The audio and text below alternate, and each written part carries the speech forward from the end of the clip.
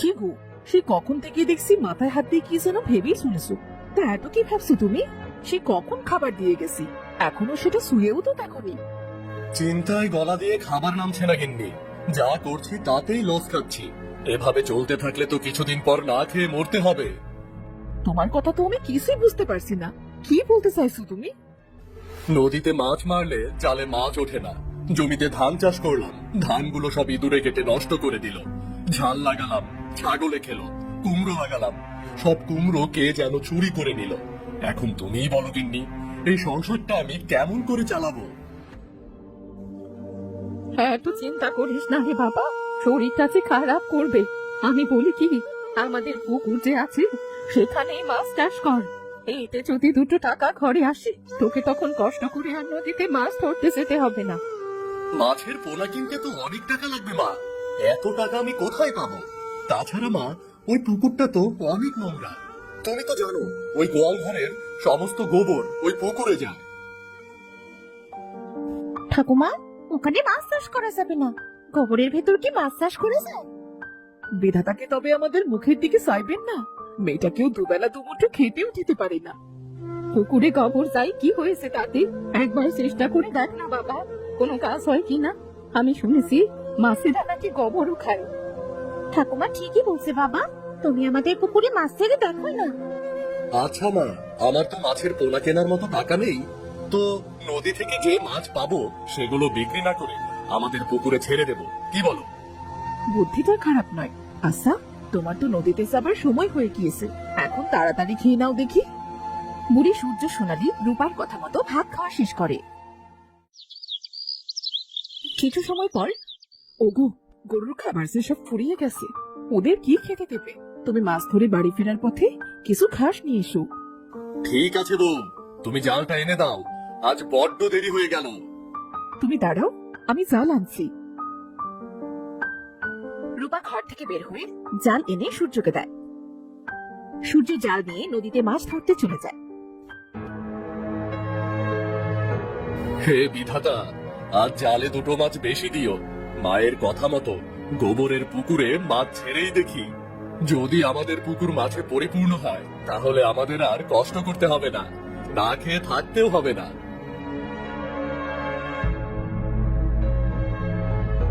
এই বলে সূর্য জাল ফেলে, কিন্তু কোনো মাছ পায় না। 3 বার জাল ফেলার পর জালে মাছ বাঁধে। ও, কত সময় পর জালে একবার মাছ বাঁধলো। মাছগুলো তাড়াতাড়ি হাড়ির ভেতরে জিয়ে রাখি, না হলে মাছগুলো যে মারা যাবে। হাড়িতে মাছ দিয়ে রেখে সে আবার মাছ ধরে। না, আর একটা মাছও উঠলো না জালে। কি আর করা যায়, কিছু ঘাস কেটে আনি মাঠ থেকে। সূর্য মাঠে যেয়ে ঘাস কাটে, এরপর ঘাস আর হাড়ি নিয়ে বাড়ি ফিরে আসে।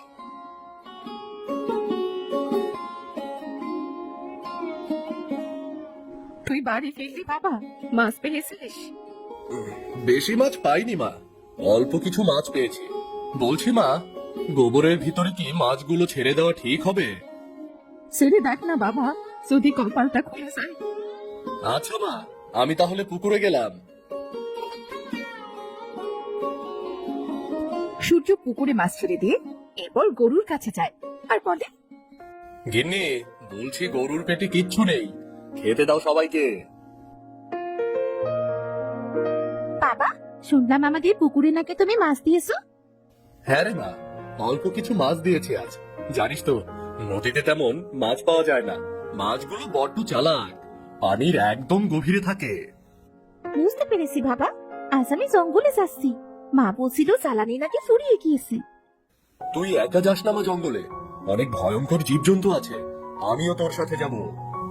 তাহলে তো অনেক ভালো হয়, চলো তাহলে। এরপর সূর্য আর সোনালী জঙ্গলে যাবার উদ্দেশ্যে রওনা দেয়।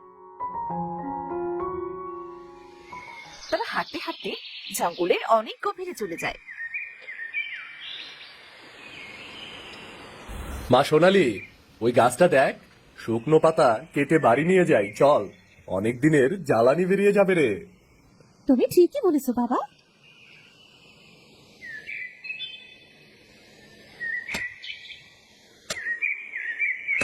বাবা, অনেক তো সময় পার হলো আমরা এসেছি। যা গরম পড়েছে, আর সাথে করে পানিও আনিনি। খুব তৃষ্ণা পেয়েছে বাবা। পানি খাবি মা? এই জঙ্গলের ভেতরে পানি কোথায় পাই বলতো? আচ্ছা চল, কোথাও পানি পাই কিনা একটু খুঁজে দেখি। তাই চলো বাবা, না হলে পানি তৃষ্ণায় আমি মরেই যাব। সূর্য সোনালীকে নিয়ে জঙ্গলের ভেতরে পানি খুঁজতে থাকে। কিছু দূর হাঁটার পর সূর্য একটা নদী দেখতে পায়। ওই দেখ মা, একটা নদী মনে হচ্ছে। এই গভীর জঙ্গলে নদীও আছে। আরে তাই তো বাবা, দেখো নদীর চারপাশটা কত সুন্দর লাগছে, কত ফুল নদীর পাশে। তুই সত্যি বলছিস রে মা? চল এবার তাড়াতাড়ি পানি খেয়ে নেই। সূর্য আর সোনালী পানি খেতে যায়। পানি খাওয়া শেষ হতেই একটা বড় চিংড়ি মাছ দেখে তারা। বাবা, ও বাবা, ওই দেখো না, কত বড় চিংড়ি। কতদিন এমন চিংড়ি খাই না বলো তো? আজ মজা করে চিংড়ি খাবো বাবা। বাবা, তুমি চিংড়ি মাছটা ধরো। সত্যি তো, চিংড়ি মাছটা কত বড়! এত বড় চিংড়ি আমি কখনো দেখিনি। তুই দাঁড়া, আমি মাছটা ধরে নিয়ে আসি।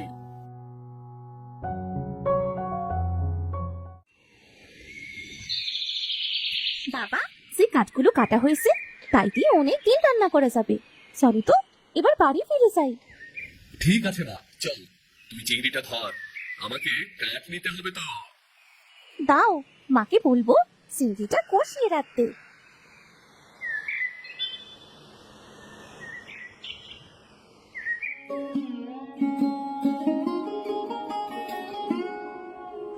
মা, ও মা, মা দেখো না, কত বড় চিংড়ি।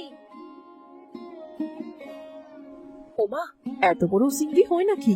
তা কোথায় পেলি এত বড় চিংড়ি মাছ? জঙ্গলে কাঠ কাটতে কাটতে অনেক পানি তৃষ্ণা পেয়েছিল। পানি খুঁজতে খুঁজতে একটা নদী দেখতে পাই জঙ্গলের ভেতরে। সেই নদীতেই পেয়েছে চিংড়িটা। এটাও কি পুকুরে দিয়ে দেবে নাকি? না গিন্নি, চিংড়িটা আজ রান্না করো। মেয়েটা যে খেতে চেয়েছে।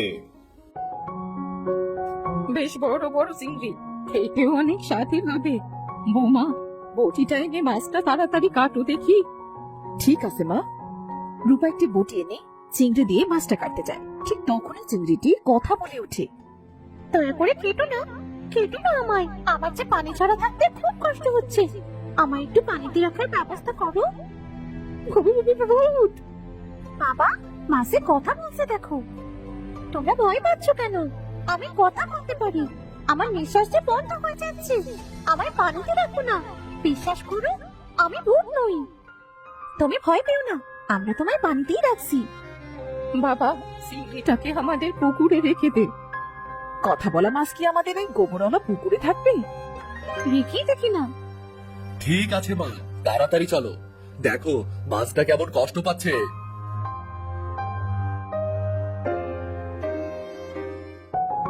বুড়ি সূর্য, সোনালী ও রূপা মিলে কথা বলা চিংড়িটাকে তাদের পুকুরে ছেড়ে দেয়। পানি পেয়ে যেন চিংড়িটা প্রাণ ফিরে পায়। ও, আমি যেন এক নতুন করে প্রাণ পেলাম। তোমাদের অনেক ধন্যবাদ আমার কথা রাখার জন্য। তোমরা আমার একটা কথা রাখবে? আমরা তো তোমাকে কিচ্ছু খেতে দেইনি চিংড়ি। আমার এখানে একা থাকতে খুব কষ্ট হবে। জঙ্গলের নদীতে আমার সাথে আছি। আমাকে আমার সাথীর কাছে দিয়ে আসবে? কাল আমরা তোমাকে তোমার সাথীর কাছে দিয়ে আসবো। আজ আমরা আসি তাহলে। শুনে খুব খুশি হলাম। আমার তো খুব ক্ষুধা পেয়েছে। কি খাবো আমি? ওটা কি আসছে পুকুরে? খাবার নাকি? কে দেখি তো একবার। বাহ, এই খাবারটা তো খুব সুন্দর খেতে। এত সুন্দর খাবার আমি আগে কখনো খাইনি। খুব ভালো লাগছে এটা খেতে। চিংড়ি আরো গোবর খায়।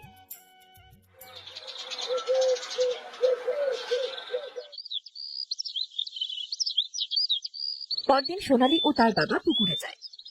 চিংড়ি, কোথায় তুমি? এসো এদিকে। চলো, আমরা তোমার সাথীর কাছে তোমায় দিয়ে আসছি। আমি এখান থেকে যেতে চাই না সোনালী। কি বলছোটা কি? তুমি যেতে চাও না মানে? এখানকার খাবার খুবই সুস্বাদু। এত সুস্বাদু খাবার রেখে আমি কোথাও যেতে চাই না। আমরা তো তোমাকে কিচ্ছু খেতে দেইনি চিংড়ি। কেন? ওই যে খাবার পানিতে পড়ছে।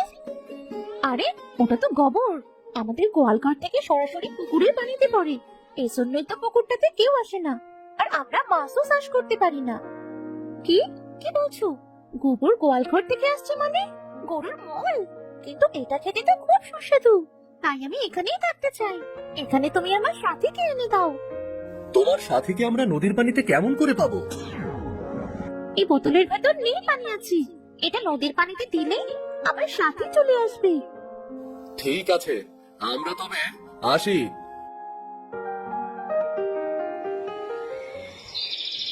চিংড়ির দেওয়া নীল পানির বোতল নিয়ে সূর্য আর সোনালি জঙ্গলে সেই নদীর কাছে আসে।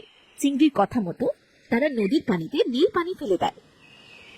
কিছুক্ষণের ভেতর সেখানে একটা বড় চিংড়ি আসে। তোমরা এই নীল পানি কোথায় পেলে, আর আমাকে ডাকলেই বা কেন?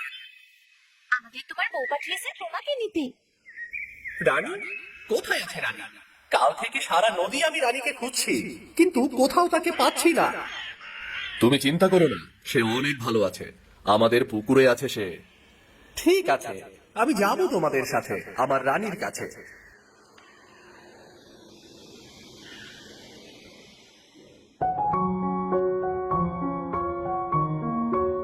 তোমাদের অনেক ধন্যবাদ। তোমরা সত্যি খুব ভালো। ধন্যবাদ দিতে হবে না, আমরা তবে আসি এখন। চলো বাবা। হ্যাঁ রে মা, চল তবে। তোমাকে কাল থেকে কত খুঁজেছি। এরা আমার দূরে এনেছিল। এখানে পুকুরে যে গোবর পড়ছে, এগুলো খেতে খুব সুস্বাদু। এর জন্য তোমাকে এখানে নিয়ে আসতে বলছিলাম। এরা অনেক ভালো, এদের উপহার দেওয়া উচিত। ঠিক বলেছো তুমি। পরের দিন যাই, পুকুর পাড়ে কিছু শাক দেখেছিলাম, আজ বরং শাকগুলো তুলে রান্না করি। এই বলে রূপা পুকুর পাড়ে যায়। পুকুর পাড়ে গিয়ে তারা তো অবাক হয়ে যায়, কারণ পুকুরে ছিল পুকুর ভর্তি চিংড়ি। ওমা, এ আমি কি দেখছি? পুকুরে এত চিংড়ি খেলছে। ওগো, কে কোথায় আসো? তাড়াতাড়ি এসো, দেখো কি আজব কাণ্ড। কি হয়েছে বৌমা? এমন করে চিৎকার করছো কেন? বৌমা, পুকুরে এত চিংড়ি এলো কোথা থেকে? আমি তো পুকুরে কোনো চিংড়ি ছাড়িনি, তবে এত চিংড়ি কোথা থেকে এলো? আমি দিয়েছি গো। এখন থেকে চিংড়িগুলো তোমাদের পুকুরেই বড় হবে। তুমি সত্যি বলছো চিংড়ি রানী? তাহলে তো আমাদের আর না খেয়ে থাকতে হবে না। চিংড়ি বিক্রি করে বাবা বাজার করতে পারবে। এই চিংড়ি ততদিন ফুরাবে না যতদিন তোমরা পুকুরে গোবর দিতে পারবে। পুকুরে গোবর না থাকলে চিংড়িগুলো অদৃশ্য হয়ে যাবে। তার মানে আমাকে গোবর দিয়ে চিংড়ি চাষ করতে হবে। তুমি ঠিক বলেছো সূর্য। তোমরা সত্যি খুব ভালো। তাই এই চিংড়ি তোমাদের উপহার দিলাম। দেখবে, চিংড়ি বিক্রি করে তোমরা ধনী হয়ে যাবে। আমরা তোমাদের কাছে চিরকৃতজ্ঞ থাকবো। তোমরা আমার ছেলেকে একটা পথ দেখালে। তোমরা যতদিন ইচ্ছে আমাদের এই পুকুরেই থাকতে পারো। কি হলো? এই কথা শুনে তোমাদের মুখটা মন ফ্যাকাশে কেন হয়ে গেল চিংড়ি? তবে কি তোমরা এখানে থাকতে চাও না? আসলে আমরা চিংড়ি নই। আমার মেয়েটার কথা আমার খুব মনে পড়ছে। তাহলে তোমরা কে? ও নাগরাজ আর আমি নাগরানী। মেয়েকে সর্পরাজ্যে দেখে পৃথিবী ঘুরতে এসেছিলাম। প্রচন্ড ক্ষুধা লাগায় ফল গাছে উঠেছিলাম ফল খেতে। আর সেই গাছের নিচে এক সাধু বাবা ধ্যানে বসেছিল। আমাদের জন্য তারা ধ্যান ভেঙে যায়। তখন সে সাধু আমাদের অভিশাপ দিয়ে চিংড়ি বানিয়ে দেয়। তবে কি করলে তোমরা এই অভিশাপ থেকে মুক্তি পাবে? সাধু বাবা বলেন, কেউ যদি 7 পুকুরের পানি 7 রকম ফুল, তার ভেতর 7 ফোঁটা রক্ত আর 7টা কালো গোলাপ দিয়ে আমাদের গোসল করায়, তবে আমরা অভিশাপ থেকে মুক্তি পাবো। তোমরা আমাদের বড় উপকার করেছো, আর তোমাদের জন্য এটুকু করতে পারবো না। কিন্তু কালো গোলাপ পাবো কোথায়? জঙ্গলের ভেতরে একটা পাহাড় আছে, আর সেই পাহাড়ের উপরেই আছে কালো গোলাপ। তবে সাবধান, কালো গোলাপ গাছ একটা ডাইনি। আমি একটা লাঠি দিচ্ছি। লাঠিটা দিয়ে ডাইনির মাথায় আঘাত করলে ডাইনিটা মারা যাবে। সে তোমাদের কোনো ক্ষতি করতে পারবে না। আমি তবে কালো গোলাপ আনতে যাচ্ছি। আমি আর মা মিলে 7 পুকুরে 7 রকম ফুল জোগাড় করছি। বাবা, তুই সাবধানে যাস।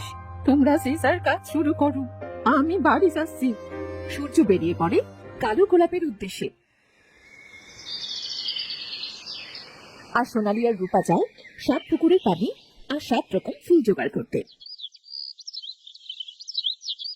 আর অল্প কিছুক্ষণের ভেতর তারা 7 পুকুরের পানি আর 7 রকম ফুলও জোগাড় করে ফেলে। অনেক কষ্টে সূর্য পাহাড়ের ওপর ওঠে। যখনই সূর্য কালো গোলাপে হাত দেয়, ঠিক তখনই সেখানে ডাইনি চলে আসে। তোরা এত বড় সাহস আমার কাছ থেকে কালো গোলাপ নিচ্ছিস? আজ তোর রক্ষে নেই। এই বলে ডাইনিটা যখন সূর্যকে মারতে যায়, সূর্য চিংড়ির দেওয়া লাঠি দিয়ে ডাইনির মাথায় আঘাত করে, আর সাথে সাথেই ডাইনিটা সেখানেই মারা যায়। যাই, এবার 7টা কালো গোলাপ নিয়ে বাড়ি ফিরি। সূর্য গোলাপ তুলে বাড়ি চলে আসে।